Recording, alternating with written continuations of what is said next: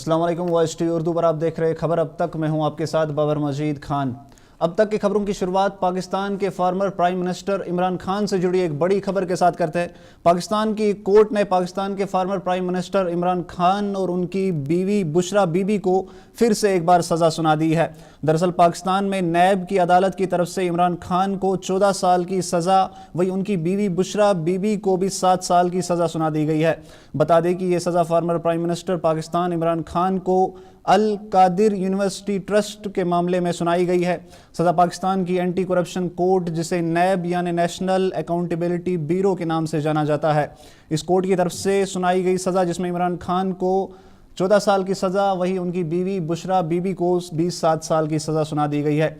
आपको बता दें कि ये सज़ा जो है, ये एंटी करप्शन कोर्ट जो है पाकिस्तान की नैब, उसकी तरफ से सुना दी गई है अल कादिर यूनिवर्सिटी केस के मामले में, जिसमें इमरान खान और उनकी बीवी बुशरा बीबी पर यह इल्ज़ाम है कि वो अल कादिर यूनिवर्सिटी के ट्रस्टी थे और उसमें 190 मिलियन पाउंड का जो है वो करप्शन हुआ है। उसी में आज इमरान खान को ये सज़ा सुना दी गई है पाकिस्तान की नैब यानी पाकिस्तान की एंटी करप्शन जो कोर्ट है उसकी तरफ से। आपको बता दें कि इसके अलावा इमरान खान पर 10 लाख का जुर्माना भी लगा दिया गया है, वही उनकी बीवी बुशरा बीबी पर 5 लाख का जुर्माना लगा दिया गया है। इसके साथ साथ इमरान खान को जुर्माना न भरने पर मजीद 6 माह का सज़ा जो है वो काटनी पड़ेगी। उसके साथ बुशरा बीवी अगर ये जुर्माना न भर पाई तो उन्हें भी मजीद 3 महीने की सज़ा जो है वो काटनी पड़ेगी। तो ये पाकिस्तान से बड़ी खबर, जहाँ पर पाकिस्तान के former prime minister Imran Khan को फिर से एक बार सज़ा सुना दी गई है, जिसमें उन्हें 14 साल और उनकी बीवी को 7 साल की सज़ा सुना दी गई है। इसको लेकर पीटीआई के आज के जो सदर हैं उन्होंने कहा कि ये बेबुनियाद इल्ज़ाम है इमरान खान पर, उन्हें बिला वजह फंसाने की कोशिश की जा रही है और हम इसे कोर्ट में चैलेंज करके फिर से इमरान खान को इंसाफ दिला कर ही रहेंगे। तो ये पाकिस्तान की बड़ी खबर, जहाँ पर इमरान खान को 14 साल की सज़ा सुना दी गई है। राजौरी के बधार इलाके में पिछले कई दिनों से, लगभग पिछले 1.5 महीने से वहां पर मौत जो है वो मौतों का जो सिलसिला है वो लगातार चल रहा है। इसके चलते आज 16वीं मौत जो है वह राजौरी के बढाल इलाके में देखने को मिली, जहां पर 61 साल की एक औरत की मौत हो गई। इस मसले को लेकर आज सीएम उमर अब्दुल्ला की तरफ से भी एक हाई लेवल मीटिंग बुलाई गई, जहां पर सीएम उमर अब्दुल्ला ने इस मसले को लेकर जानकारी हासिल की। तस्वीरों में आप देख रहे होंगे कि किस तरह से राजौरी के बढाल इलाके में पिछले करीब 1.5 महीने से लगातार एक ही कुंबे के जो 16 लोग हैं उनकी मौत हो गई है। बता दें कि पिछले 1.5 महीने से ये बढाल इलाके में ये सिलसिला शुरू हुआ था, जिसमें अभी तक एक कुंबे के 16 लोगों की मौत देखने को मिली। वही सरकार और हेल्थ मिनिस्ट्री लगातार इस पर जांच और नज़र बनाई हुई है, लेकिन अभी तक इसके बारे में कोई भी जानकारी हासिल नहीं हो सकी कि आखिर इन मौतों की क्या वजह है। इसको लेकर पूरे इलाके में अब आम लोगों में भी अफरा तफरी और घबराहट देखने को मिल रही है। लोगों का कहना है कि ये बड़े ही अफसोस और दुख की बात है कि 16 मौत जो है वो अभी तक हो गई है, लेकिन अभी तक भी इसकी कोई खबर नहीं है कि आखिर ये क्या सिलसिला, ये किस वजह से इन लोगों की ये मौत हो रही है। मजीद इन लोगों ने बात करते हुए क्या कुछ कहा, आइए सुनते हैं। पड़ रहा है कि 16वीं जो है मौत बढाल गांव में हो चुकी है। हमें भी कहीं ना कहीं पूरे इलाके में, पूरे राजौरी डिस्ट्रिक्ट के अंदर नहीं बल्कि जम्मू कश्मीर के अंदर जो है इस समय दहशत का माहौल है। आखिर ये कैजुअल्टीज़ किस तरह से हो रही हैं, क्या कारण है? इंतज़ामिया और मेडिकल टीम भी कहीं ना कहीं फेलियर यहाँ पर उनका माना जा रहा है। एडमिनिस्ट्रेशन ने बखूब परिवार वालों से और साथ ही साथ वहाँ के इलाके में अच्छी तरह से काम तो किया है, लेकिन जब आउटपुट नहीं मिलेगा तो हमें कहीं ना कहीं राहत नहीं मिल सकती। जल्द से जल्द जो सिट बनी गई है इसके ऊपर जांच करके पता लगाया जाए, पब्लिक डोमेन में इसको डिस्क्लोज किया जाए, ताकि इस इलाके में, पूरे राजौरी डिस्ट्रिक्ट में जो इस समय दहशत का माहौल बना हुआ है, जिस तरह से आए दिन जाने जा रही हैं, एक जान जाती है दूसरी जान जाती है, एडमिनिस्ट्रेशन इसमें गंभीरता से काम करे, संज्ञान ले, ताकि हमारा इलाका सेफ रहे और जल्द से जल्द इस मैटर का, इस जो मामला हो रहा है बढाल गांव के अंदर, इसके तह तक जाकर अगर कोई क्रिमिनल केस इसमें बन रहा है तो उसको भी डिस्क्लोज करके उसे सलाखों में धकेला जाए। जो बडहाल में लगातार मौतों का सिलसिला जारी है, ये बड़ी ही बदकिस्मती की बात है और हमारे पास अल्फाज नहीं है कि इस दुख की घड़ी को बयान कर सके। मेरी एलजी साहब से, एलजी एडमिनिस्ट्रेशन से और जो सिट बनाई गई है 11 मेंबरी, उनसे मेरी ये रिक्वेस्ट रहेगी, मेरी अपील रहेगी कि जल्द अज जल्द जो है इन मौतों के पीछे क्या वजूहात हैं, क्या कॉज है, क्या रीज़न है, क्या कोई क्रिमिनल कॉन्स्पिरेसी है, क्योंकि ऑलरेडी जो है हेल्थ डिपार्टमेंट ने ये रूल आउट कर दिया है कि कोई भी वायरल इन्फेक्शन नहीं है, कोई भी बैक्टीरियल इन्फेक्शन नहीं है, ना कोई फ्लू है, ना कोई फूड पॉइजनिंग है। तो इसीलिए मेरी एलजी इंतज़ामिया से ये पुरजोर अपील रहेगी कि जल्द अज जल्द इन मौतों के पीछे क्या वजूहात है उसको सामने लाया जाए, ताकि इन मौतों के सिलसिले को जो है वो रोका जाए। देरी से देख रहे हैं जहां पर हाल ही में सरकार की तरफ से जम्मू कश्मीर एसीबी के कुछ सीनियर अफसरों की ट्रांसफर की गई। इसको लेकर पीडीपी चीफ महबूबा मुफ्ती ने एक्स पर एक पोस्ट किया। महबूबा मुफ्ती ने लिखा कि जिस तरह से एसीबी एसपी अब्दुल वहीद शाह की और उनके कुछ दूसरे साथियों की एसीबी की तरफ से दूसरी जगहों पर ट्रांसफर की गई, ये इस बात की ओर इशारा करता है कि जो भी अफसर करप्शन और घोटाले के खिलाफ काम कर रहे हैं उनके साथ क्या सलूक किया जाता है। महबूबा ने इसको एक नेक्सस करार देते हुए कहा कि जिस तरह से कश्मीर के लोगों की प्रॉपर्टी सीज और सज़ा के नाम पर एसीबी और दूसरे एजेंसियों की तरफ से जब्त की जाती है, आज इस हरकत से सरकार की जो असली नीयत है वो साफ हो गई है। महबूबा मुफ्ती ने कहा कि इन चीज़ों की वजह से सरकार की ओर किए जाने वाले जो इंसाफ और कामकाज के जो तरीके हैं जो सरकार की ओर किए जाने, उन पर काफ़ी ज़्यादा सवाल जो है वो पैदा हो जाते हैं। इसको लेकर पीडीपी के स्पोक्स पर्सन इकबाल त्रंबू ने बात करते हुए कहा कि एक तरफ से हाल ही में स्मार्ट सिटी घोटाले का मामला जो है वो सामने आया था और दूसरी तरफ से इतनी जल्दी एसीबी के इन सीनियर अफसरों की ट्रांसफ़र का मामला सामने आया। इकबाल त्रंबू ने कहा कि इससे अपोजिशन पार्टियों के साथ साथ आम लोगों में भी शक पैदा होता है। त्रंबू ने कहा कि हम चाहते हैं कि इससे सरकार जो है वो अफसरों को खुलकर काम करने और तहकीकात करने की आज़ादी देनी होगी सरकार को, ताकि जो भी ये घोटाले हुए हैं इनकी सच्चाई जो है वो लोगों के सामने साफ तौर पर सामने आए। ट्रांसफ़र्स तो एक नॉर्मल रूटीन है गवर्नमेंट की, लेकिन इस पर्टिकुलर वक्त में इनको ट्रांसफ़र करना, इससे कुछ शक व शुबात पैदा होते हैं, क्योंकि कुछ ही दिन पहले इन्होंने स्मार्ट सिटी की स्कैम में इन्वेस्टिगेशन शुरू किए हैं और कुछ बातें बाहर आने लगी थी। इस इम्पॉर्टेंट इशू को हैंडल करते करते इनको ट्रांसफ़र करना, ये शक व शुबात को जो है जन्म लेता है और ये ऐसा नहीं होना चाहिए, क्योंकि अगर ये ऑफिसर्स अपनी ड्यूटी कर रहे हैं और किसी भी स्कैम को, किसी भी इरेगुलरिटी को वो बाहर निकालना चाहते हैं, इनको एनकरेज करना चाहिए, क्योंकि इससे अकाउंटेबिलिटी पैदा होती है।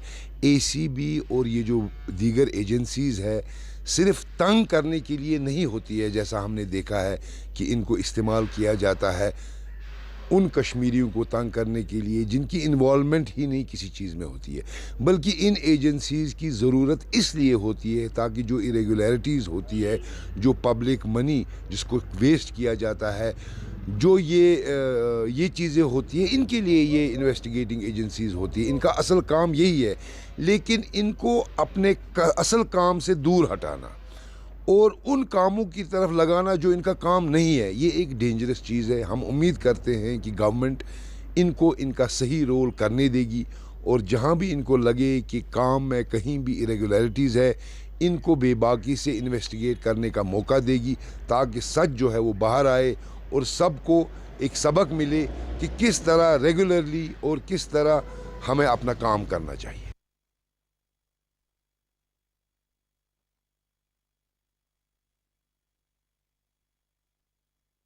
सर्विस को लेकर बडगाम के लोगों ने सरकार और रेलवे मिनिस्ट्री के सामने अपने कुछ मांगे रखी। इन लोगों की मांग है कि अब जब कश्मीर वंदे भारत ट्रेन आ रही है तो उसका एक स्टॉप जो है वो बडगाम में भी रखा जाए।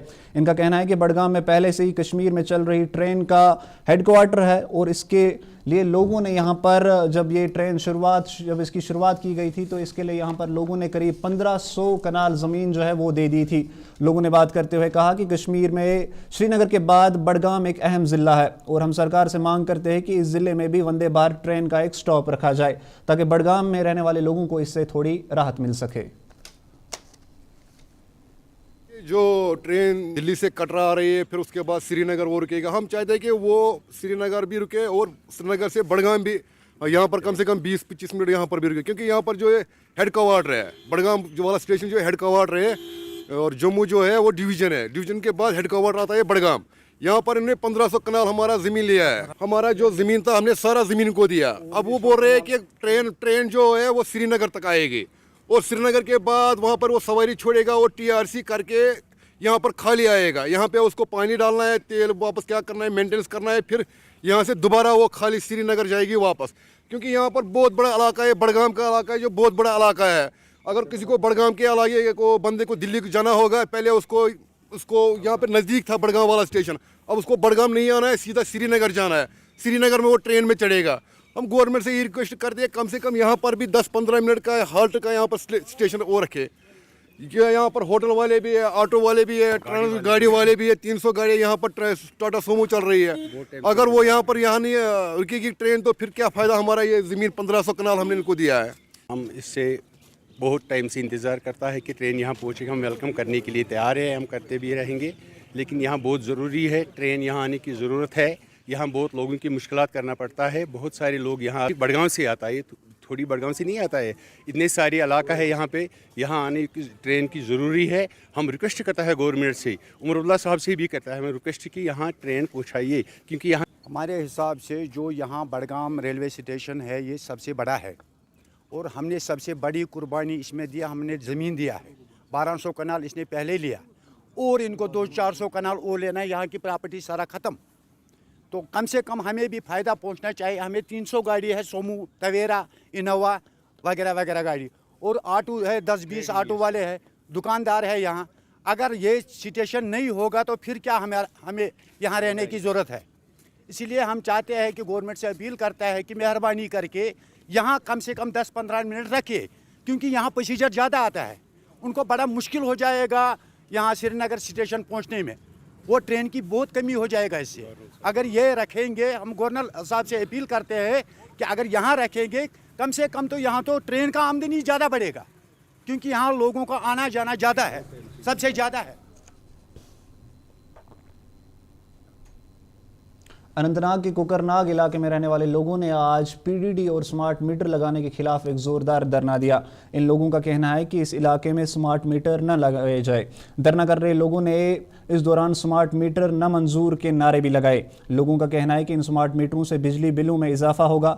इन लोगों के साथ वो एक बड़ी नाइंसाफ़ी होगी। कुछ लोगों ने बात करते हुए कहा कि हम सरकार से मांग करते हैं कि सरकार इस फैसले पर दोबारा से गौर करे और स्मार्ट मीटरों को लगवाने का फैसला जो है वो सरकार वापस ले ले।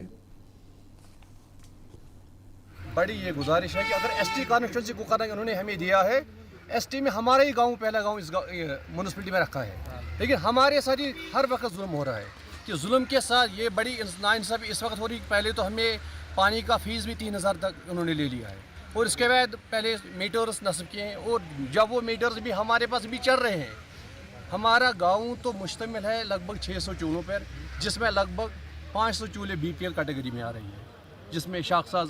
मामला ये हमारा है कि आज से पहले 4 साल यहाँ पर मीटर्स लग चुके हैं, और जबकि इस इलाके ब्रंग में किसी भी जगह मीटर तैनात नहीं हुए, लेकिन ये नस्ब होने के बावजूद भी हमने बहुत सब्र से काम लिया और हम फीस अदा करते रहे।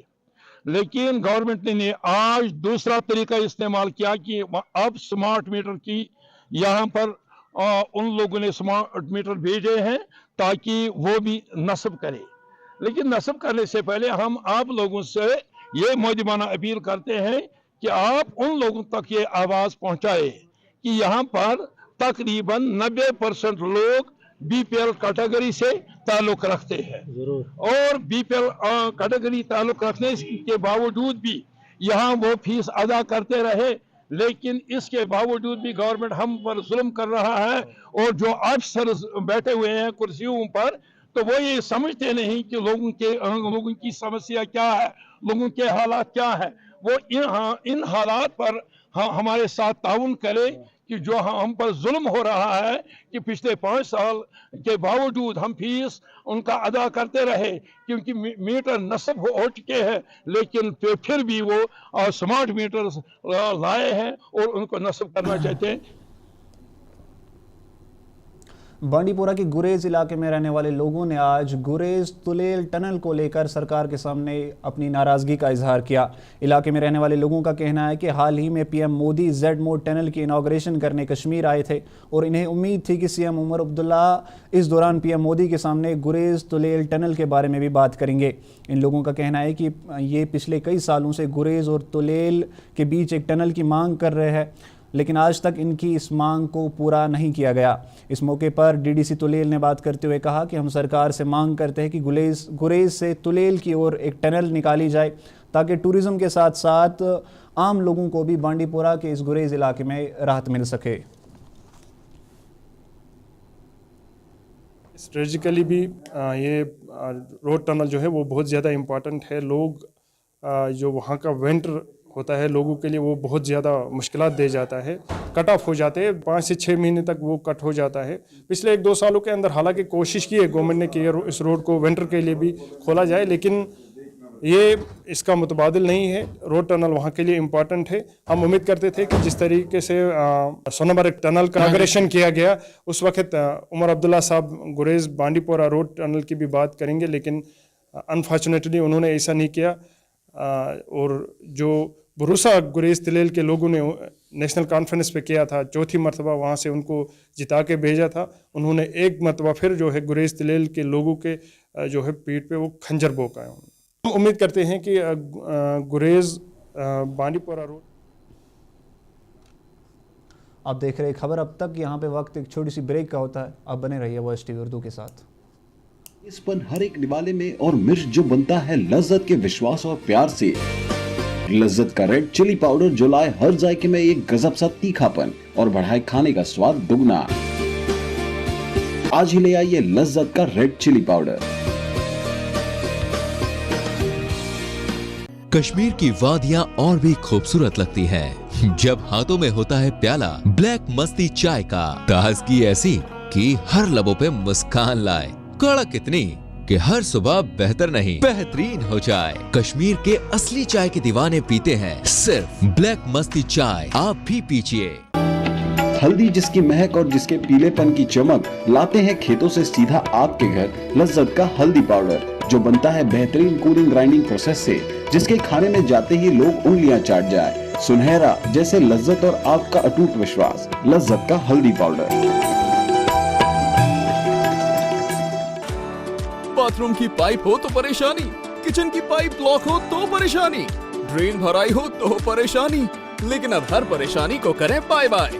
श्योरेट का ड्रेन क्लीनर अपने घर लाएं जो करे बाथरूम, किचन और ड्रेन की पूरी सफाई और दे आपको हर परेशानी से बड़ी राहत। श्योरेट drain cleaner, surety for super hygiene. Mutton तो है सबकी फेवरेट और यही मटन जब बनती है लज्जत के मीट मसाला के साथ तो मीट का स्वाद लगे जायकेदार हर बार और बढ़ाए लज्जत से आपका प्यार। आज ही ले आइए लज्जत का मीट मसाला। ब्रेक के बाद आपका फिर से स्वागत है। अब बात जम्मू में शिवसेना उद्धव बाल ठाकरे की तरफ से की गई एक प्रेस कॉन्फ्रेंस के बारे में करेंगे। जम्मू में आज शिवसेना उद्धव बाल ठाकरे की तरफ से एक प्रेस कॉन्फ्रेंस की गई। इसमें शिवसेना उद्धव बाल ठाकरे की जम्मू कश्मीर प्रेसिडेंट मनीष सैनी ने माता वैष्णो देवी कटरा के नाम पर कुछ लोग किस तरह से फ्रॉड और धोखाधड़ी से यात्रियों को ठग रहे हैं उस पर बात की।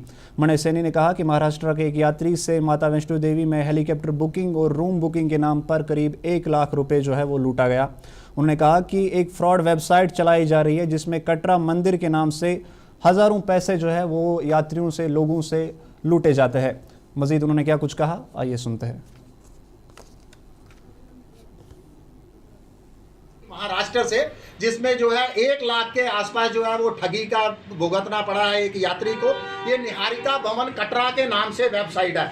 इस पर जो है आप देखोगे तो फोन नंबर भी जो है, फोन नंबर के अंदर भी जो है जब हमने उससे संपर्क साधने की कोशिश की तो उसने बताया कि वो निहारिका भवन का श्राइन बोर्ड का कर्मचारी है और निहारिका भवन में ही उसका जो है कार्यालय है। उसके बाद उसने बैंक अकाउंट भी दिया गया जिसके नाम पर जो है वो सरेआम ये पीएनबी का बैंक अकाउंट है, पंजाब नेशनल बैंक का, जिसमें ट्रस्टी का नाम लिखा हुआ है निहारिका भवन ट्रस्टी, जिसके नाम पर लोग जो है वो पैसा जमा कराते हैं और बाद में उनको पता लगता है कि उनको जो है फेक टिकटें दी गई है। देखिए अकाउंट नंबर है पीएनबी पंजाब नेशनल बैंक का, जिसका IFC कोड है PUNB 00093000। अकाउंट नंबर है 3978 4x001000555808। इस वेबसाइट के अंदर पूरी इंफॉर्मेशन दी हुई है, उसका अकाउंट नंबर भी है, रूम बुकिंग भी है, यहाँ तक के कमरे भी आप यहाँ पर जो है बुक कर सकते हो। ये पूरी तरह से फेक है। एक बार फिर यात्रियों से, तमाम श्रद्धालुओं से मेरी अपील है कि आधिकारिक वेबसाइट से जो है कृपा करके अपनी टिकटें और अपनी जो है वो अन्य सेवा जो है बुक करवाएं, फेक ऐप और वेबसाइट के झांसे में ना आए। हमारे पास शिकायत। तो आप देख रहे थे शिवसेना की प्रेस कॉन्फ्रेंस जिसमें वो दिखा रहे थे कि किस तरह से यात्रियों को, लोगों को माता वैष्णो देवी नाम मंदिर से, उसके नाम से ठगा जा रहा है। करोड़ों हज़ारों पैसे जो है वो उनसे लूटे जा रहे हैं। फिलहाल इस बुलेटिन में इतना ही। मुझे दीजिए इजाज़त। आप देखते रहिए वॉइस TV उर्दू।